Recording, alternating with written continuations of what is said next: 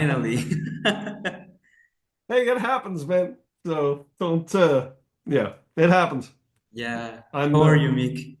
yeah, I'm okay. I'm okay. I'm not good with the technical stuff either, Miguel. So No, when I it's saw better you're that doing this. that it was not recorded, I was like, oh my God.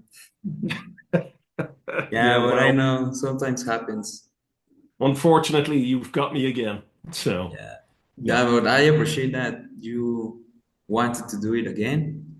Oh And yeah, well, Miguel, when uh, I have no life, so this is oh come exciting on. to me. So Thank you so much.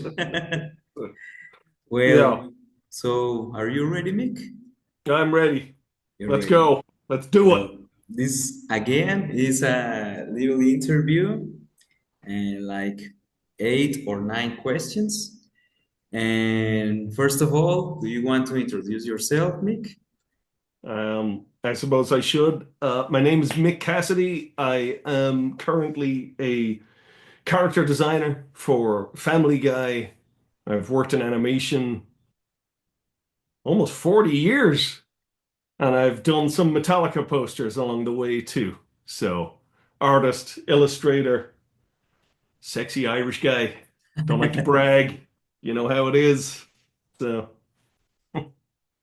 Yeah, Mick. And first question I have is, at what age did you realize you wanted to be an illustrator slash animator?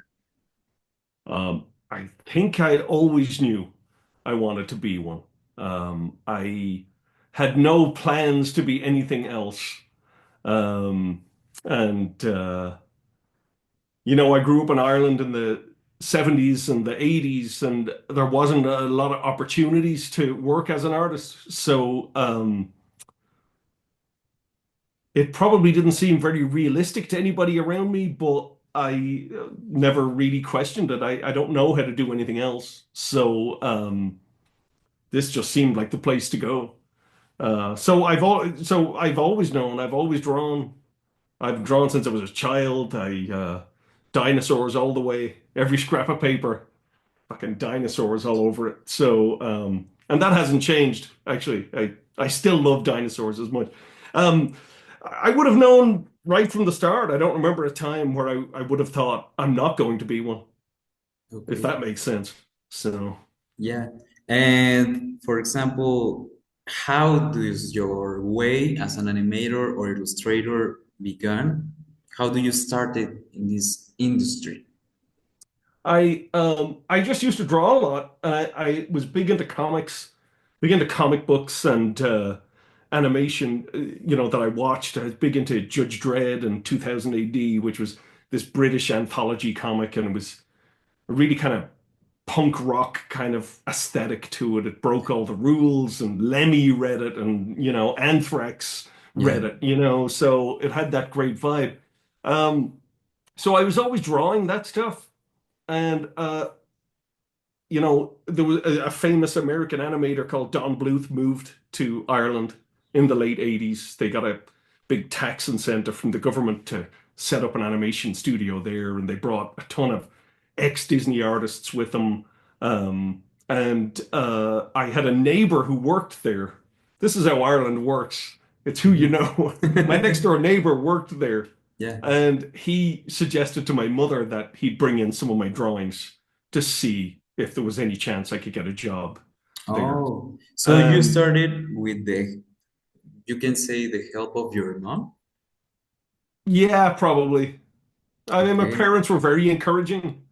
I don't know if they ever saw a future in it, but they knew it was something that I liked doing and that I was okay at. Okay. So they encouraged it. And I got to do a test and then I got the job. And I was No. 16. I still had a year left in high school. Okay. And I got offered the job. And I had to get permission from my parents. They had to write a letter Yeah, saying, yeah, because I was too yeah. young. I was too young to legally work. But also, I had to clear up with my school. And I was Okay. I was shit in school. I hated school. I was Yeah, me terrible too. at it. I'm embarrassed looking back at it, just how little effort I put into it. But But the principal of the school was like, look, this is a great opportunity for him. He loves drawing. Let's Yeah, give it a chance. Give it a year. And if it doesn't work out, he can always come back and finish school. But yeah. Miguel, I was not going back to school. So No, me neither. But that I think that it's a very important thing. Uh, have the support of, I think, not only your family, but more people from yeah, your around you, yeah. because you can feel that support and do better things. Yeah, I think so. Yeah, I think so. I think that stuff's as important as it gets. But I had a good circle of friends. The family were very supportive too. My older brother's a fantastic artist as well. He doesn't do Okay. it for a living, but he was very influential to me as a kid when I Yeah, would see him drawing and it's like, oh, I wanna, and I couldn't draw like him, but um, but yeah, family's important. yeah. So yeah. And another question, which is or was your favorite project? Oh, I mean, I've worked on lots of projects, some of which really probably weren't very good, but I had fun working on them, and I feel like I did some good work on them. You know, I started work on The Land Before Time, which was about dinosaurs, so that was a nice little segue into, oh, maybe this Yeah. is what I should be doing. But, you know, we did a bunch of movies at that studio, and some of them, looking back on them, some of them weren't as good as they could have been, but they were fun to work on. So, I worked on stuff like All Dogs Go to Heaven and Rockadoodle, and, the titles get more obscure as you Yeah. go. But you know, it was such a great time working there and such a great crew and such a great sort of family vibe, um, that you sort of have to put those as some of the favorites. Um, but I worked at DreamWorks for a while. I worked on Sinbad and a little bit of Spirit and Prince of Egypt, and there were such fantastic artists there. There were these French dudes that were just another fucking level, man. And it Yeah, was it yeah, was like a real joy to work with them because you really felt like you were learning so much from them. But I gotta say, I really like working on Family Guy. I've been working on Family Guy 21 years this summer, which is like some sick joke at this yeah, point. It just keeps going. But I still love working on it. You know, the style isn't what I would choose to draw myself. Um, but there's enough there that really you get to scratch the itch sometimes. There's enough fun projects and enough fun assignments to do. I'm one of the character designers for the show, so essentially you just go through each script and there are four character designers and you just, all it all gets divided up between us and we figure out what we want to do. But it's exciting. It's fun. And it's a good crew and the show suits me. Like I feel at home there. It's my kind of humor and it's yeah. It's my you kind of feel people. So comfortable. yeah, fart jokes. Can't go wrong with fart jokes. So, And you were talking about working with a lot of crews and different people, learning a lot of new things. And that's when the imposter syndrome appears. oh yeah. How do you deal with that? And how or which advice can you give to people that deals a lot with it? Oh man. I don't know if I've ever dealt with it. I mean, it's like a running joke in the studio at least once a year, I think. Oh, look at that drawing I just did. I'm getting fired. This is not good. So, um, I think you have to keep yourself busy, you know? I generally don't believe I'm good enough to be where I currently am. And I don't know if I'll ever get past that, but it gets a little easier with age. That's the only thing I can say. You do, there's less noise in your head as you get older. That's the good news. But I think you just have to keep busy and you have to keep doing it. I think it's the only way because if you listen to that voice too much, you will give up. You will start believing it, and you can't believe it. And there are times where I do work that I don't like, that I'm not happy with. That's when it really creeps in because you're like, oh, I'm just not good enough. Because even with the Metallica posters, you see all these other artists doing all this work. Yeah. You see the likes of Luke Priest, you see Monk One, you see all these guys, and Yeah. you're just like, fuck, But I you think know? that that is the great thing that there are so many styles Yeah. that you can feel like, oh my God, I'm unique. Yeah, but it takes a while to get there. Yeah. And I think the first time that it really sort of hit for me was that I think it was I did the Hellfest poster in 2022, Oh my and God, somebody, that Hellfest poster. Look at this. oh man, yeah, It's my that one. wallpaper. Hey, man, I'm honored. That one almost killed me, but in the happiest way possible. I could still be working on that one right now if somebody Oh, hadn't just pried it away from me and said it's finished. Send it to them. But I somebody stuck up all the posters from that run all together at the same time in one post on Instagram. And, like I was saying, Luke Priest was there, and Monk One was there. There was a whole bunch of these guys there.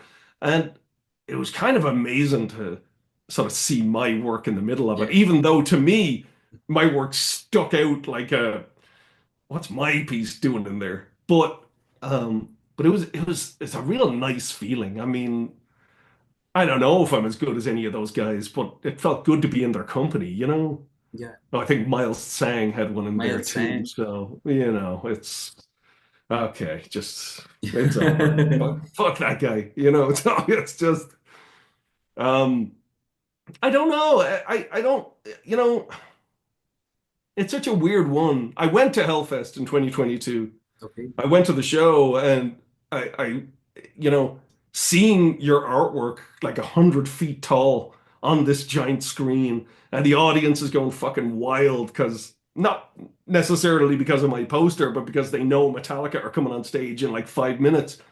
But man, to see that poster, that Yeah, size, I mean, I can't lie, that was one of the best moments of my fucking life. I mean, just to be standing in 60,000 people and everyone's going ape shit and you're getting ready for the boys to come out, and then your artwork's up on stage, all the mistakes, 100 feet tall. yeah. But it's an amazing experience. I mean, um, that's the kind of well, that's not going to happen to everybody, so I don't know if that's a solution for imposter syndrome, but that's certainly a moment where you think, damn, not bad, man. Yeah, I'm That doing wasn't, it. Yeah. yeah. And I wanted to ask you, what advice do you want to give to someone who wants to work in the world of illustration or animation? Uh, I think you have to keep doing it. You just have to keep doing it. Even if you don't feel encouraged, even if you don't feel like you're making any progress, even if you feel like people don't like your work, there's nothing you can do about that. Um, so you have to keep trying.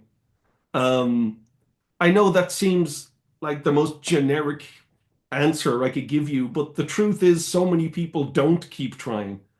And that when it gets hard, they do give up and they go, you know what, maybe this isn't for me. Maybe I can't do it, or maybe I just am not going to get the opportunity to do it. But you have to keep doing it, even if you can't get the job you want, even if you can't get the gigs you want. You have to keep doing it because eventually you'll get there. That's the only thing I can say. It's consistency. That's what separates the people who made it from the people that didn't, you Yeah, know? You just have to keep doing it. And you have to believe in it. And, it's different in animation because you're always drawing in other people's styles. These aren't your shows, these aren't your movies. Somebody else designs, the style of these shows. Um, and you just have to adapt to that. yeah, Um, but I've worked in animation since I was 16. I'm 54 now. I don't have an awful lot of confidence when it comes to my own work because Family Guy, for instance, has a huge approvals process. My work gets sent to three or four other artists, mostly Mhm. better than me, who look at it and go, that's not how this should look. And you'll get it back. You'll get it back with suggestions. You'll get it back with notes. Um, when you're working on your own stuff, you don't have that safety net. You get so used to that safety net when you've worked in an environment for that so long. So Yeah. when you get the chance to do something like, oh, a Metallica poster or a Cypress Hill poster or something, where you don't have the safety net of other artists to look at, Mhm. I find that quite terrifying. Um, you know, but the more you do it, the more confidence you get. That's the good thing. Um, I think you just have to keep trying. I think you just have to be creative with how you get your work in front of people. It's very hard now with the internet. I mean, my Instagram account is nothing but other artists, and you just see how hard it is to get your work seen, and how hard it is for them to get their work seen, and how hard for you to get your work seen. Like it's it's like another job. And I think it's a job that a lot of artists don't really want to do. I mean, it's great doing these Metallica posters, but then at some point I'm going to get sent 100 of them that I can sign and I can put doodles on. Yeah. And dude, I have to mail these things out all over the world. I have to keep track of them. It's horrible. I don't like doing that end of it. I just want to draw. I just want to Yeah. draw the thing.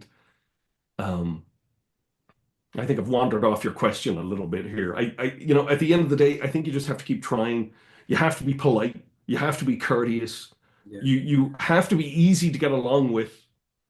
You have to be open to criticism. Yeah.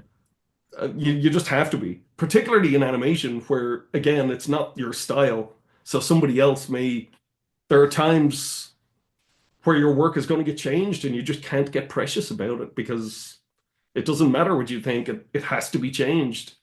Um, you just have to, yeah, polite and courteous. I think that's as important as anything else because there are plenty of fantastic artists who people just don't want to work with because there's an ego or an attitude. Yeah. And no, that's like any job. Nobody wants to deal with that. Yeah, yeah, that's it. Good, an important theme, the egos, because I think in the illustration or animation part, there are a lot of people that don't accept criticism Mhm. because they think that their job is like, oh my God, it's always a Yeah, work of art. But yeah. I think that criticism is important because you can learn new things and you can change things that maybe you thought were right. But no, like you said, Well, it's a work you have to do and it's for an important thing, for a good thing. I, it's important to me that I feel like I'm never good enough. I like confidence. I like talking to people who are confident. But I don't like people who are arrogant, you know? Yeah, Like there is a big a difference. big Somebody who's difference. very comfortable with the work they do, but then people who just, like you say, they just think everything they do is magical. I don't like that kind of energy. I don't really like being around it because I don't believe it because drawing to me is hard. Like it's still hard. It's no easier now than it was when I was a teenager drawing all this shit back in my bedroom. And you know, I don't know if there's a right or wrong way to look at it, but I like that I never feel like my work is good enough because it does make me want to improve. It does make me want to try and get better, you Yeah. know? Um, yeah. And when you finish a piece of art that you're happy with, it's never as good as what you initially saw in your head. But if I can get like halfway there, that's a win, you Yeah, know? it's a win. Um, and the one that, I don't know if this is related, but the thing I've gotten better at as I've gotten older is that, and this sounds kind of stupid, but sometimes I just listen to the art.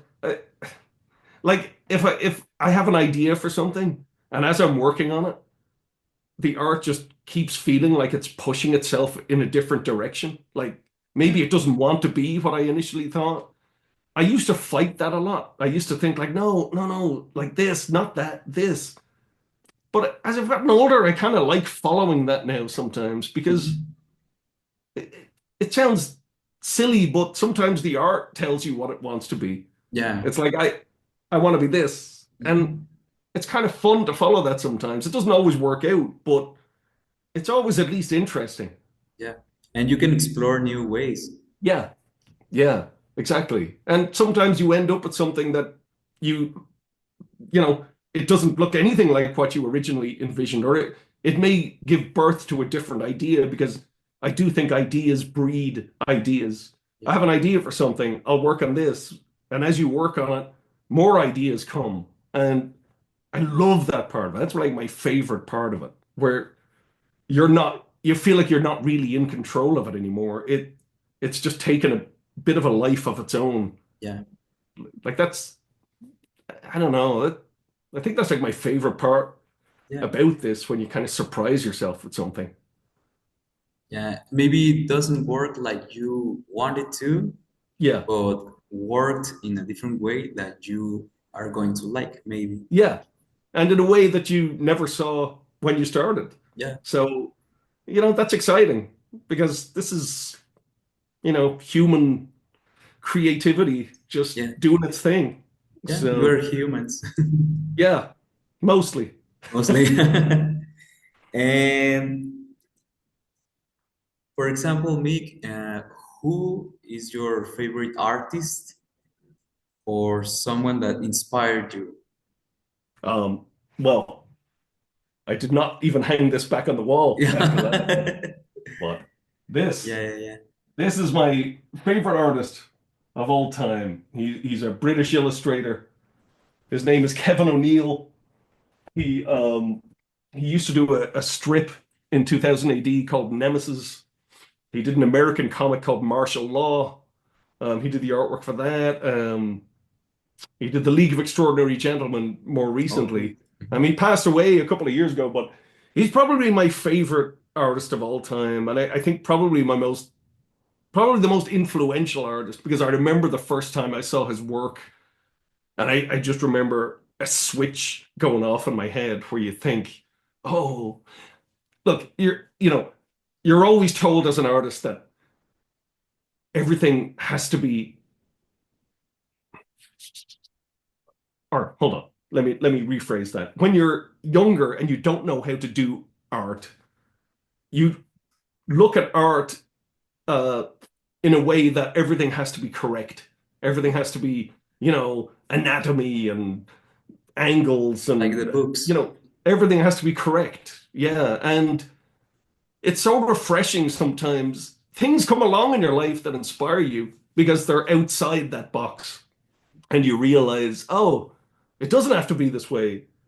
Look at this guy's stuff; it can be that way. Um, that was pretty inspiring to me because I'm a self-taught artist. I haven't been to college. I haven't, I did art class in high school, but I haven't been formally trained. And I think a lot of times you can sort of fool yourself into thinking you're not good enough because of that. But sometimes you see artwork by people who are just like, yeah, I don't care what an elbow looks like. I'm just drawing this. And there's such a confidence and an energy to it that it can't help but inspire you because it's like, oh, you know, I don't have to follow. It doesn't always have to look like that. It can look like this. It can Like this. it can be anything. So for me, that was a huge influence, and that was probably when I was around, I don't know, 8, 9, 10 years old, maybe. I just remember seeing that artwork, and I'd never seen anything like it. I still haven't. I have some of his artwork hanging on my wall here, and I mean, it's here to inspire me. I mean, I probably look at it at least once a day and just notice something new about it, the way he inked or seeing because it's all old school, it's all ink on paper, but even seeing the mistakes he made, where there's a big blob of white where he had to cover Yeah. something up, or Mhm. or he drew something and then cut it out in a piece of paper and glued it And over cover, the yeah. old thing that he didn't like. Stuff like that is just so exciting to me to see someone else's process and see that, oh, they make mistakes too. Oh, it's Yeah. okay. They make mistakes. I can make mistakes. You can fix anything. Yeah. As we Anyway, say, we are humans or almost humans. yeah, yeah, And talking about that point, what do you think about the AI theme? yeah. I mean, I don't. I don't. I've seen some interesting imagery from it, certainly, but I have no interest in it. I want to see what people do. I mean, I just want to see what people do. The one thing I'll say about AI art that I've seen is that it's just soulless. It has no point of view, It's, because it's not anything. It's just something. It's an algorithm being told what to do. It yeah. doesn't understand what it's creating. You We know, you can have, teach a you can teach a parrot how to speak, yeah, but a parrot parts. doesn't understand English. It's just Yes. copying a sound. And that's kind of what AI is. I mean, you're telling it to do something, but it doesn't understand that it's No, and it doesn't represent feelings or have you said soul no, there's like no people there's no do? soul to it. And there's no problem solving, which is the best part I like about seeing other artists. How do Yeah, they solve these problems? Um, there's nothing to that. It doesn't understand any of that. And again, I've seen some imagery that's, pretty cool. Like, wow, okay, that's interesting to look at, but but it's nothing not. that would nothing that moves me or excites me.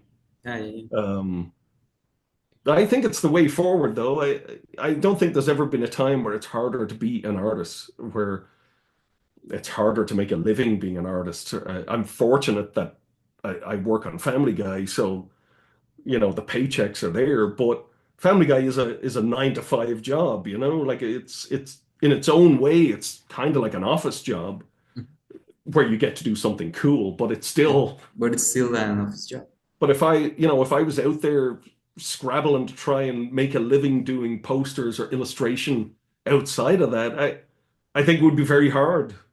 Um, Again, very hard to get your work seen, very hard to get your work taken seriously, very hard to get paid, man. Nobody Yeah. wants to pay you, you know? And that's always been the way as an artist. So that's not new. It's Yeah. like, yo, you know, Yeah. it's always an We argument. can help you. They always say we can help you not with money but visualization or Yeah, something yeah. like that.